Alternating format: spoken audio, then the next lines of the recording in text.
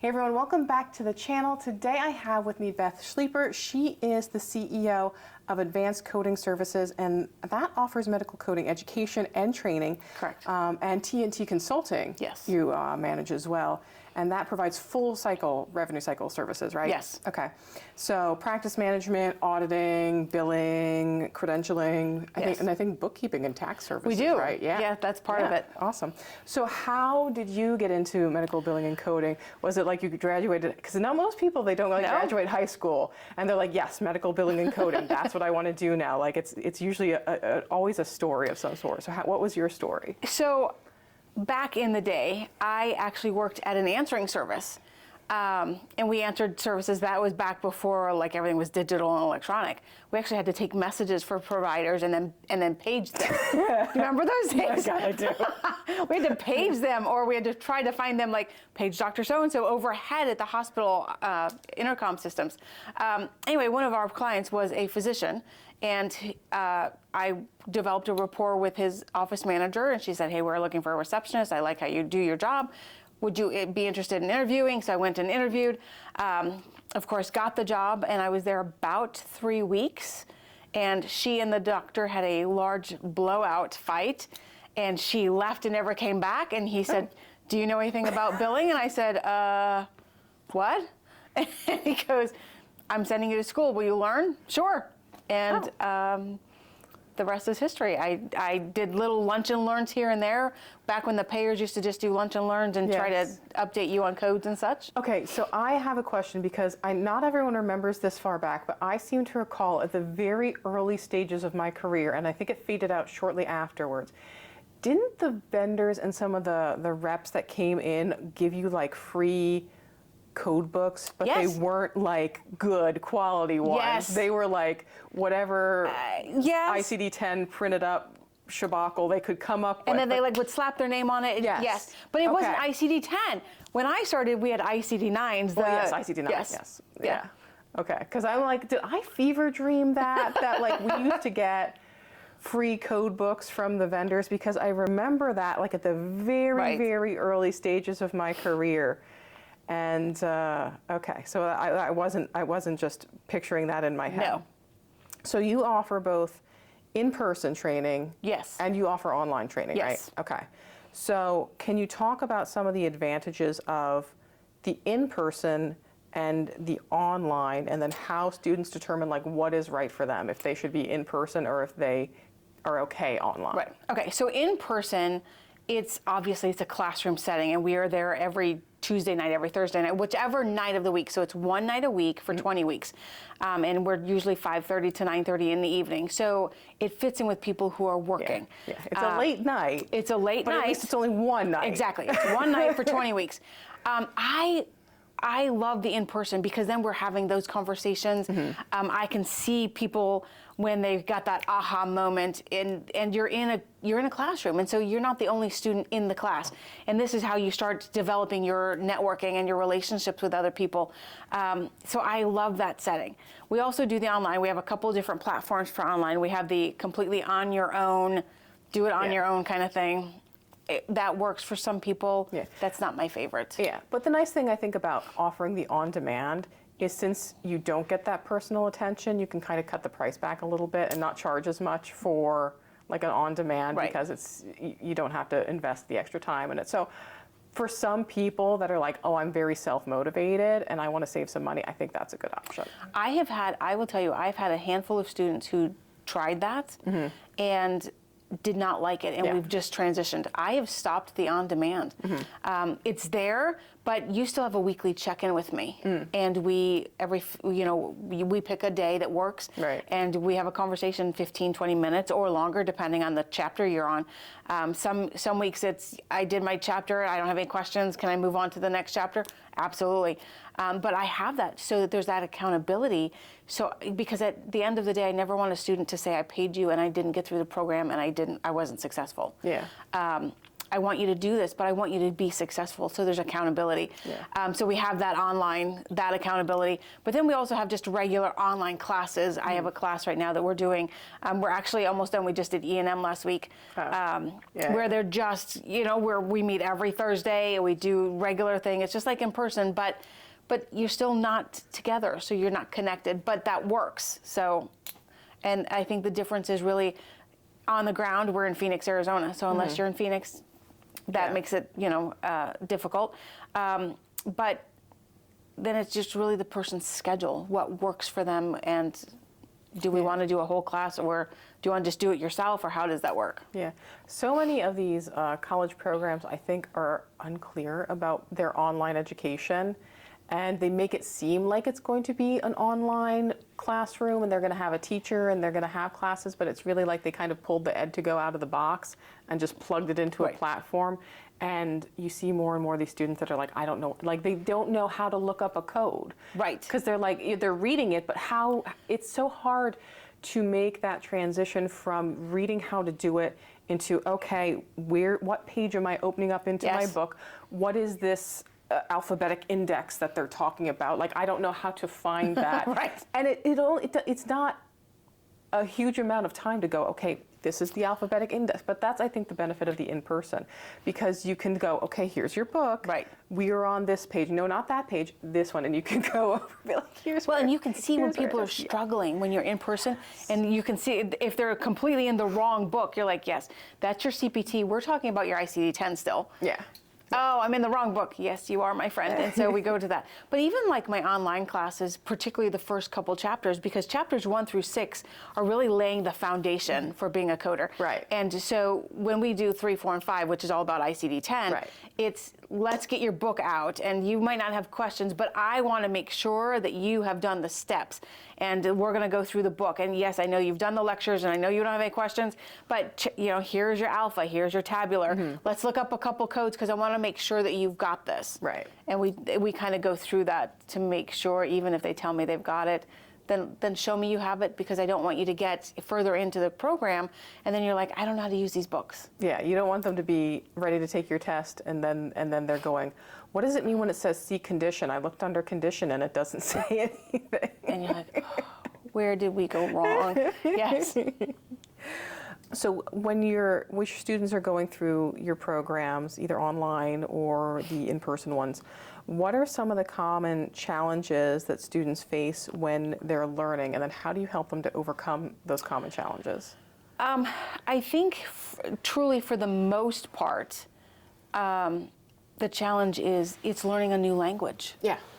Truly, it's, and so it's very early on, they're like, I don't get this, this isn't making sense. It doesn't, because you didn't come out of the womb learning French unless you're from France. Right. I came out learning English, kind of. We had to be taught. And so this isn't going to happen in 3 weeks. Like, you have to give it some time.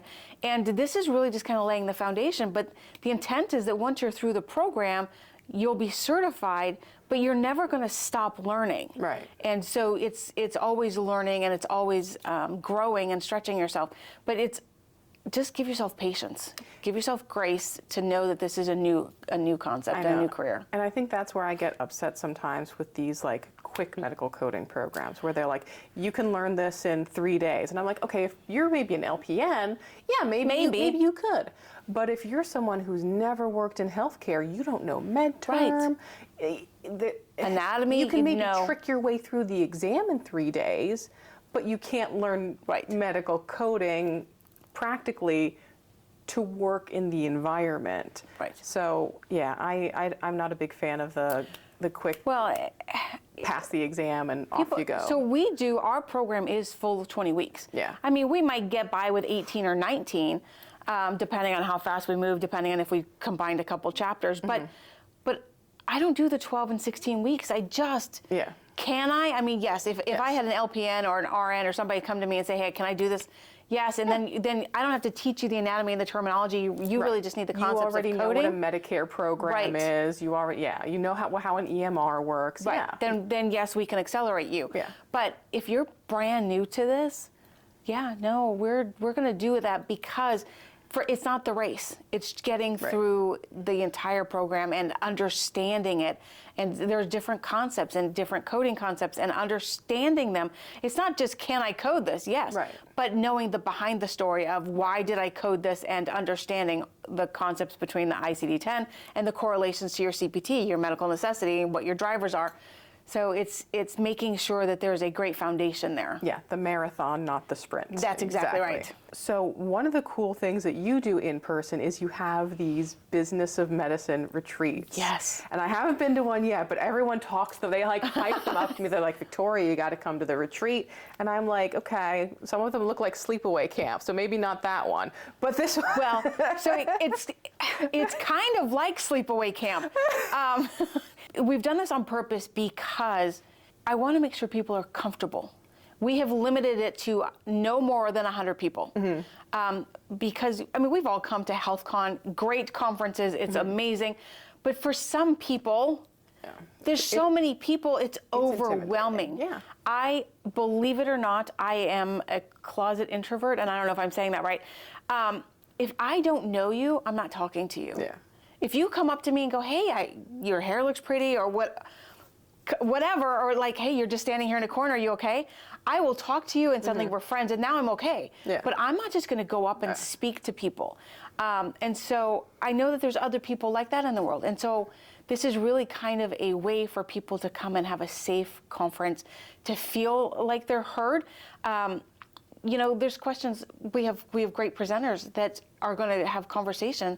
This is where you don't feel embarrassed to ask the questions, to raise your hand. Yeah, because there's not 300 eyes on you. Well, and we're all at the same level. Yeah. And the thing about the retreats is all of our speakers are experts in their field. And you are sitting and having breakfast, lunch, and dinner with them. You're walking to breakfast, lunch, and dinner with them. You're sitting, we have breaks together. You're sharing a meal with them. And so now they're not this amazing person that I've got on a pedestal. Hey, she puts her pants on the same way I do, and we have the same concepts. Yes, she might be a little further ahead in her career, or I might be a little further ahead. It's just, we're all at different places, but the intent is that we're all reaching back to pull the next person up. And we don't want anybody to feel uncomfortable with that situation. So it's kind of like sleepaway camp, because we all kind of sleep together. But I promise you, at the end of those retreats, I have had so many people say, Beth, this is just amazing, and I'm so glad I came, and there is nothing else like this in the world. It's amazing. And it's so important, I think, to have a variety of different types of education, because some people just are better with different environments. Right. And not everything's going to be for everyone. Right. Some people love the big, 4,000 people conferences. Right. Other people don't. I know the coding cruises have started to come back now since the pandemic. And I'm just like, I love a good cruise. I love medical coding. I don't know that I want to combine these two, but I could see where that would be appealing for a lot of people. It could be, right. Absolutely not for me, but I totally get that people would love that. Yeah. Totally would get that, because I would go crazy, because I'd be like, we're on dock at the beach, and I want to go. I don't want to learn about Modifier 25 right now. I want to be. But I feel like, from what I have heard about the coding cruise, you only are in class while you're out to sea. Oh, okay. So when you're in port, port, that might not be bad. When you're in port, there are no classes. Okay. I don't know. I feel like it would be, we try it once and see. Some people do that. Some people, like I said, just because I might not like something, there's tons of people out there that do. Right. And I always get fascinated when I come to conferences, because I'm a big nerd. And I go to a lot of video game and comic book conventions, and it's so funny to see the difference between the atmospheres of a comic book convention versus when you're coming to a professional association convention. And every now and then I'm like, I wonder if there would just be a way to have a combination. We have merge them. We have a professional medical coding conference, but with the atmosphere of a comic book convention. We come and wear crazy outfits. Well, so kind of the retreat. So we're a professional organization, but it's a little bit more relaxed. It's way laid back.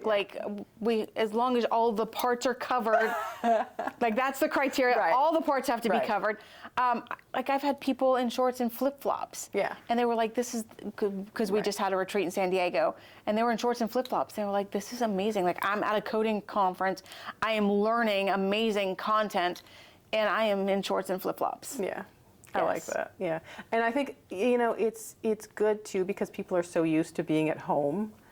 A lot of people, the term now, and I don't know if you've heard this, when you have to put on like regular adult pants is hard pants versus soft pants. Like I have not heard pajama that. bottoms are like soft pants. Yes, like lounge and if wear. you have to put on like office wear, those are hard pants. All right, I had not heard that term, but okay. That makes sense. So if you ever hear say anyone they don't want to put on hard pants, that means like they have to put on like appropriate office wear and go. Somebody said that literally, I don't know, yesterday, the day before, and I was like, what does that mean? But I didn't ask because I was like, maybe I'm just dumb. So you have the business of medicine retreats, which are like so well received and so amazing. What other services do you offer? And tell me about like, so there's advanced coding services and then there's T&T, right? Right. So advanced coding services, we do actual curriculum, the CPC, CPB. We also have memberships. So if you're struggling to get your CEUs, or if you just want a planned event that you know where to get your CEUs. So we have memberships. It's 2 to 4 CEUs per month that we offer. It's every Wednesday about 10 o'clock in Arizona time. So we have the memberships and then we have the retreats so that we don't just teach you and leave you. We teach you and then we grow with you and help you continue in your career. And then we have T&T Consulting, which is a full service revenue cycle management service. We do medical, we do all the billing, the patient statements, the education for the providers.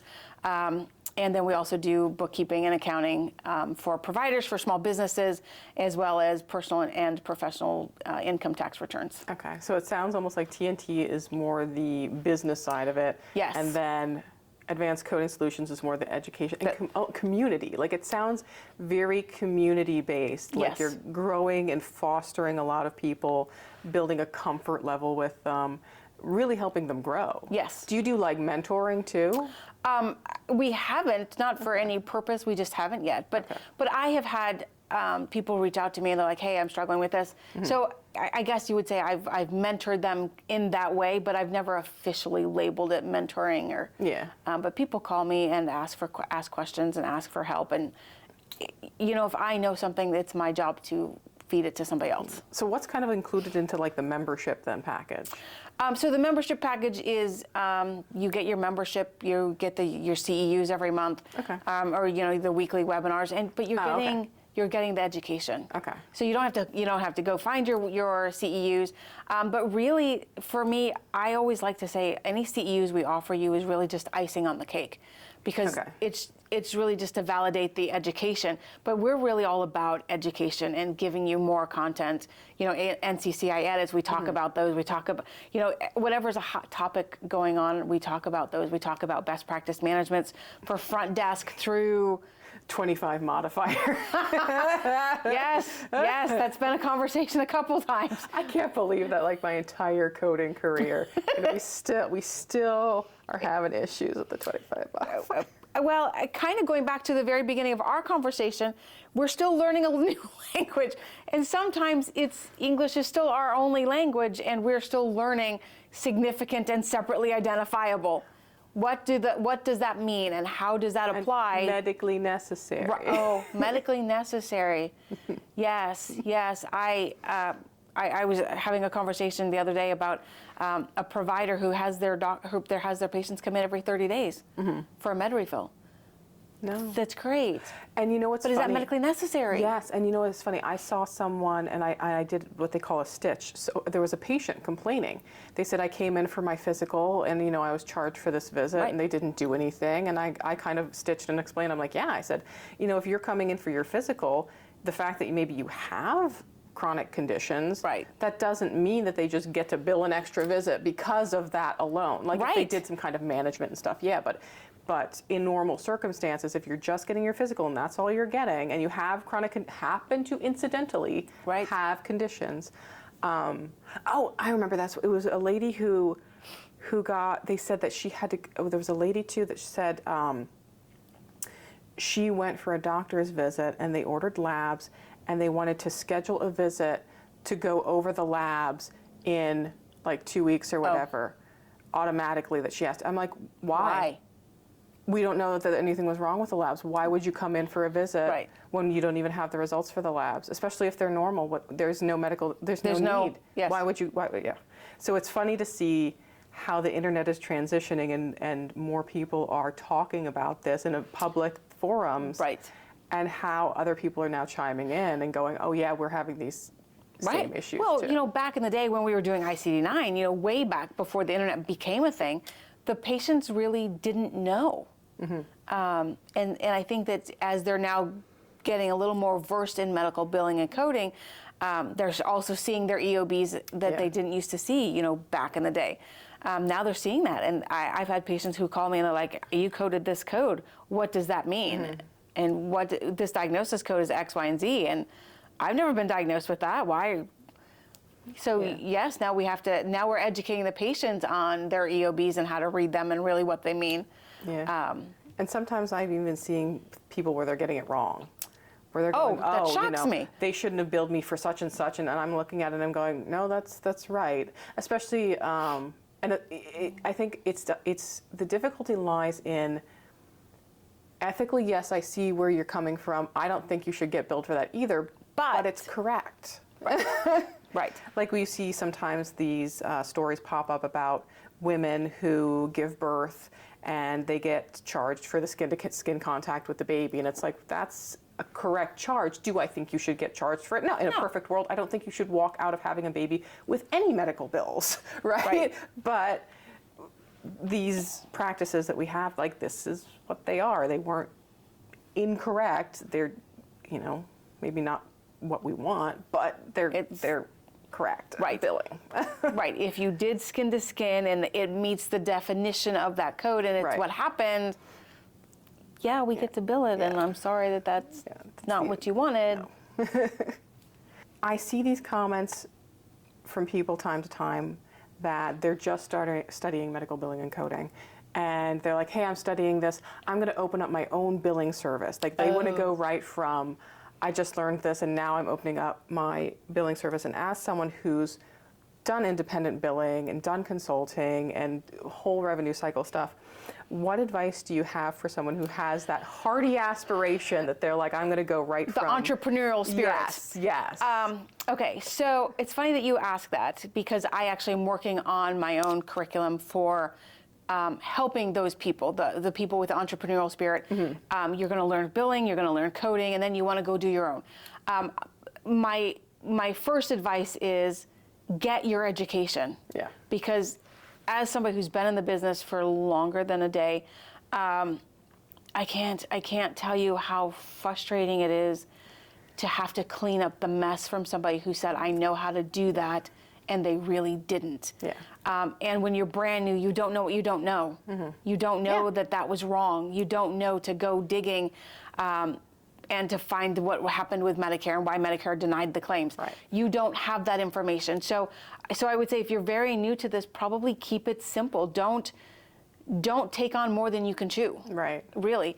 And make sure that you're working with somebody, maybe a consultant or somebody that's going to help you be successful so that you don't get out the gate and burn yourself. Yeah. Yeah, you want to set realistic guidelines, not I'll just take whoever. Right, no. And I've seen even in the past where people are like, oh, well, I'm going to start offering my own services and I'm going to do consulting and I'm going to do, expert witness work and I'm going to do legal consulting and I'm going to do your billing too. And it's like, whoa, slow down. Let's try to master one thing at a time. Not saying you can't eventually do all of these. Right. But let's try one step at a time. And what is your passion? What do you want to do? If you don't like credentialing, don't offer it. Because you're never going to be successful at it. Can you do it and do it? Yes, but that's not going to be your passion, so you're just not going to be excited about it. Yeah. So I would say one step at a time. You're right, master one skill, and then you can move on. And sometimes life has a plan for us that we don't know. You might want to be an expert witness, that's great, but unless you get involved in the case or you get out there and you start meeting the right contacts, which is all about networking and it's who you know, you might not get the opportunity to be an expert witness. Yeah. And my friend Tony does a lot of expert witness stuff. And when I started kind of making that entrepreneurial transition, she's like, well, you could come and do some stuff for me. I'm like what? She's like, well, I could have you be an expert witness. And I'm like, look, I love that for you. Yes. You are amazing at that. I have the highest respect for all of the pedigree that goes around it. but it's not for me. Right. I love it. It's well, and I think that's knowing your own strength, right. knowing your own strength and weaknesses, and embracing them. Yeah. Knowing what your skill set is and what it's not. Yeah. I fully respect the things like the decorum of the courtroom, but I know that that's not my decorum, and I know that I would struggle with that. Not saying I can't do it. Right. But I wouldn't want to. You can, and you would be good at it. Yes. But that's not really your heart. No. Yes. I wanna be like Gary Vaynerchuk. I don't even know who that is, but okay. Yeah, okay. So what is next for you in your career? Do you have any kind of big goals, aspirations for yourself, the businesses? I'm working on, I actually have a couple goals that I'm working on, but the short-term goal is hopefully by the end of this year to be able to launch that, owning and operating your own medical billing service or revenue cycle management.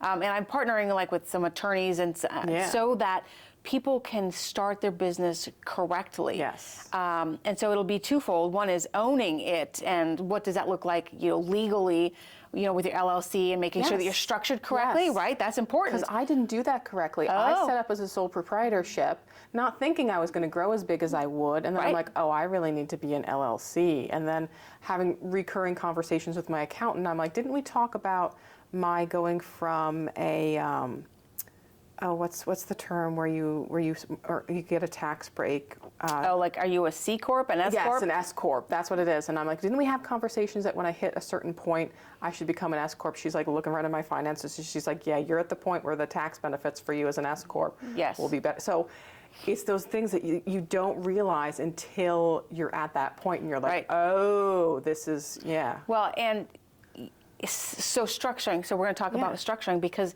it's important to know you have your insurances and your training and that protection if you're an LLC as opposed to a sole prop. Right. And so you want to make sure that you're isolated, or that your businesses are isolated. So it's all about owning that, and what's it like to own it, and what's the structuring, but then also making sure that you've got the education to service the providers. Right. So I'm putting that together. We're working with some attorneys and some marketers so that it's everything that somebody's going to need if that's what they're looking for, is to open their own billing service. I love that. And I think there's going to be such a bigger need for it too, because we are seeing this transition into a more creator economy, a more people not wanting to have these rigid regulations around them. With the pandemic, people are trying to get pulled by their companies back to go in person. Yes. They're like, no, I've gotten used to working from home now. I'm doing safe it. with that, yes. And I want the flexibility, and sometimes the way to do that is to become your own boss. So I think that's great. I'm looking forward to it. I'm letting you guys know as soon as this is up. I'm going to be sending you links. I'm going to be telling Beth to send me everything so I can get you all the details. Anything else coming up for you, or because that's like a huge undertaking? Yes, that's huge. But September, so next month, we're doing our Business of Medicine retreat in New York, and I'd love for you to come join us and just come hang out as my guest. It's going to be in Hudson Valley, so I'm really excited because it's fall in New York, and who doesn't want to do that? We have a great speaker lineup. Christine Hall, Pam Vanderbilt, Sonal Patel is going to be there. Carlene Dietrich is going to talk to us about ERISA and out-of-network benefits and appeals. Ruby Woodward is going to come share some stuff about NCCI edits and making sure that we're checking our manuals. The theme for this is the season of change, because it's fall. And so we're coming up with our new ICD-10 codes, and we're coming up with our new ICD-10 guidelines, and CPT's got some changes coming out. So this is the season of change. So we have our Business of Medicine retreat in New York, September 22nd through the 24th. And then we have in October 6, 7, and 8, our Business of Medicine retreat in Prescott, Arizona. Okay. Awesome. You're welcome to come with us further. And of course, we have the great speaker lineup. Each retreat is different. The speakers are different, the content is different, because each site is different. Yes, we meet at campgrounds, but we're not tent camping, we're kind of glamping. We have cabins and stuff. There's running water. People get to shower. I'm not kidding. Like, that's been a question. But the one in June is really, I would say, the favorite of most people, because we're in sunny San Diego in June on the campus of Point Loma Nazarene University, and you stand in the room in our conference room, and it's just all wall of it's a whole wall of window, and we're just overlooking the Pacific Ocean.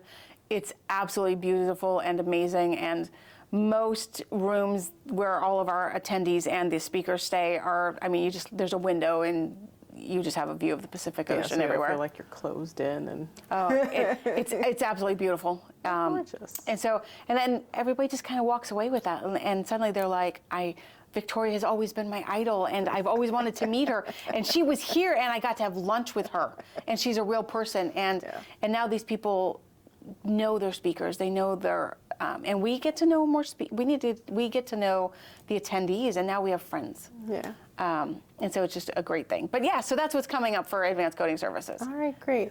Well, I'm going to link your information in my show notes. I'm going to link it in my YouTube channel so that people know where to reach you. Wonderful. And where to find you. Thank you so much for spending some time with me today. Well, thanks for having me. It's been a joy. Great.